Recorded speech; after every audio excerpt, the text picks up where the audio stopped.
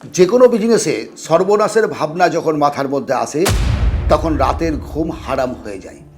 আমার পরিচিত গৌতম স্কুলের পাশে একটা স্টেশনারি দোকান খুলেছে, তারই পাশে পুরনো আর একটা স্টেশনারি দোকান আছে। দুজনের সঙ্গে তো কম্পারিজন হবেই, এর বাস্তব নতুন এবং পুরনো।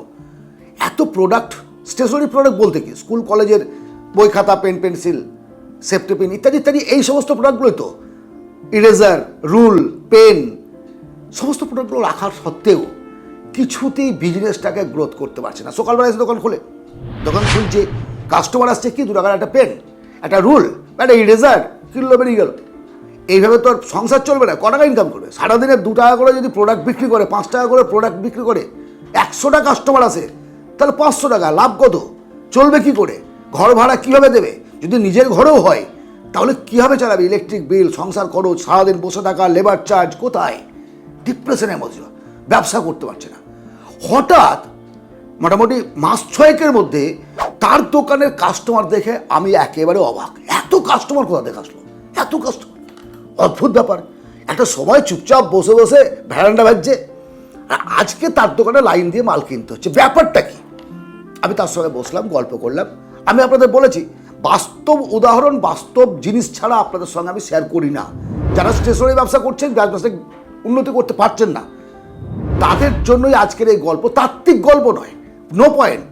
শুধু আলোচনা করব গৌতম তার মৃতপ্রায় ব্যবসাকে কিভাবে তুলে নিল, কিভাবে তুলল। তাকে প্রশ্ন করলাম যে কীভাবে করলেন, এটা সম্ভব কীভাবে হলো। প্রথম হচ্ছে পণ্যের মধ্যে, প্রোডাক্টের মধ্যে একটা বৈচিত্র্য নিয়ে আসা। স্টেশনারি প্রোডাক্ট তো তার কাছে আছে, স্কুল কলেজের যে অ্যাসেসরিজগুলো লাগে, তার সঙ্গে অফিস অ্যাসেসরিজ, তার সঙ্গে কী করলো, গিফট আইটেম অ্যাড করে দিল। গিফট আইটেম, বাচ্চাদের, একটু বড়দের জন্মদিনের গিফট, মানে 3 রকম আইটেম। আজ শুধু তাই নয়, আজকে তার দোকানে একটা ফ্রিজ আছে, ফ্রিজের মধ্যে কোল্ড ড্রিঙ্কস থেকে শুরু করে, মিল্ক প্রোডাক্ট থেকে শুরু করে, বিভিন্ন ধরনের প্রোডাক্টস কিন্তু সেখানে অ্যাড করেছে। স্টেশনারির পাশাপাশি কিন্তু ভ্যারাইটিস পণ্য, স্টিকার, ভ্যারাইটিস জ্যামিতি বাক্স, ভ্যারাইটিস রুল, পেন, 2 টাকার পেন থেকে 200 টাকার পেন পর্যন্ত তার কাছে ইউনিক প্রোডাক্ট। কাস্টমার কোন দোকানে বেশি যায়? যখন আপনার কাছে গিয়ে বিভিন্ন পরিষেবা পাবে। আর সেই বিষয়টা গৌতমের মাথায় ঢুকে গেছে।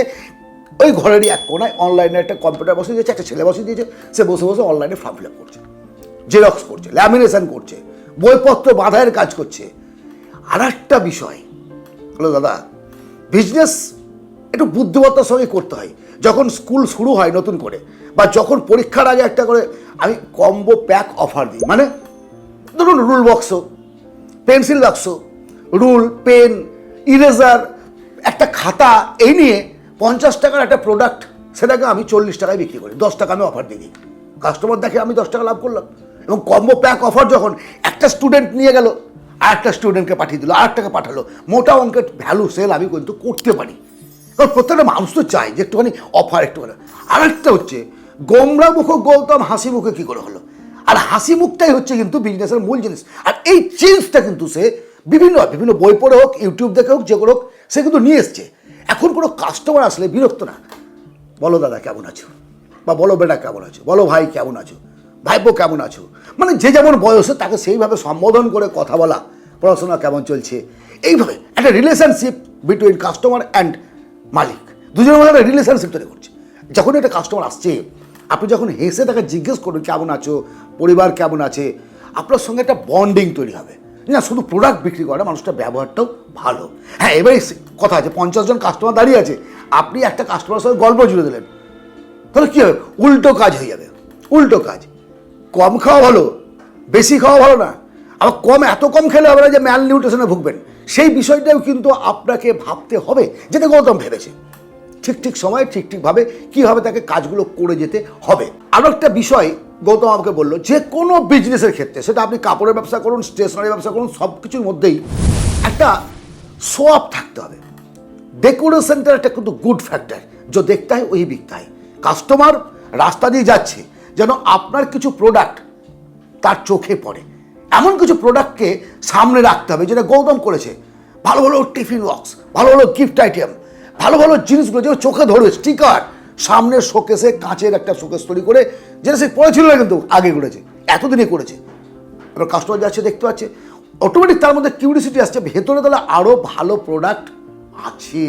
কাস্টমার ঢুকলো, সে যেটা নেবে রাস্তা দিয়ে যাচ্ছে, সে কিছু কিনবে, যদি চোখের মধ্যে তার পড়ে যায় একটাও আছে, তখন সে ঢুকবে যে আরও 10 পিস হয়তো আছে, আমি তার থেকে নেব।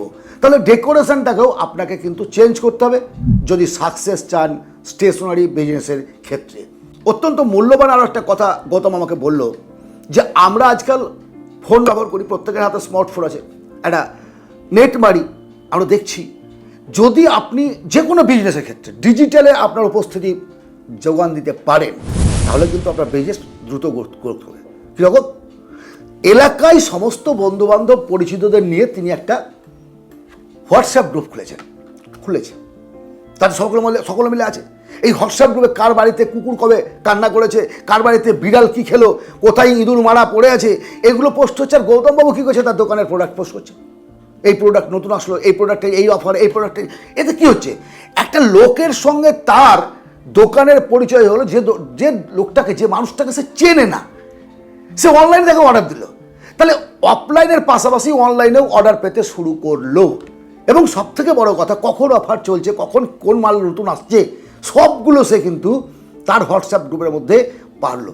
যদি সম্ভব হয় সোশ্যাল মিডিয়া আরও ব্যবহার করুন, Instagram, Facebook, YouTube, short reel তৈরি করে আপনার প্রোডাক্ট রিভিউ দিন, নিজেই কাস্টমার সেজে রিভিউ দিন নিজেই, এবং তাতে দেখবেন যে আপনার দোকানের গ্রোথ, আপনার বিজনেসের গ্রোথ খুব দ্রুত বৃদ্ধি পাবে।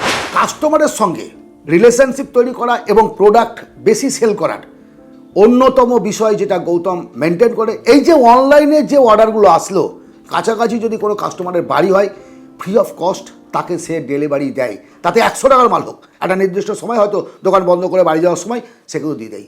আশা করি এই সংক্ষিপ্ত আলোচনার মধ্যে গৌতম কীভাবে তার জীবনে টার্নিং পয়েন্ট নিয়ে এসছে স্টেশনারি বিজনেসে, তা আপনাদের বোঝাতে পেরেছি। যদি ভালো লাগে অবশ্যই একটা লাইক করুন, এই ধরনের আলোচনা পেতে সাবস্ক্রাইব করে রাখুন। আপনার ব্যক্তিগত কোনো প্রশ্ন যদি থেকে থাকে অবশ্যই কমেন্টে জানান। আপনি যদি স্টেশনারি বিজনেস গ্রোথ করার বিষয়ে অন্য কোনো বিষয় জানেন, তাহলে সেটাও শেয়ার করবেন পরবর্তী ভিডিওতে। সকলের মধ্যে সেটা শেয়ার করলে সকলের উন্নতি হবে। বিজনেস ছাড়া গতি নেই, এটা বুঝতে পারছেন আজকের দিনে। আর বিজনেস করলেই যে প্রফিট আসবে তার কোনো মানে নেই। কিছু টিপস, কিছু বুদ্ধি যারা অলরেডি বিজনেস করছে তাদের থেকে নিয়ে এগিয়ে যেতে হবে। ভালো থাকবেন, দেখা হবে অন্য ভিডিওতে। ধন্যবাদ।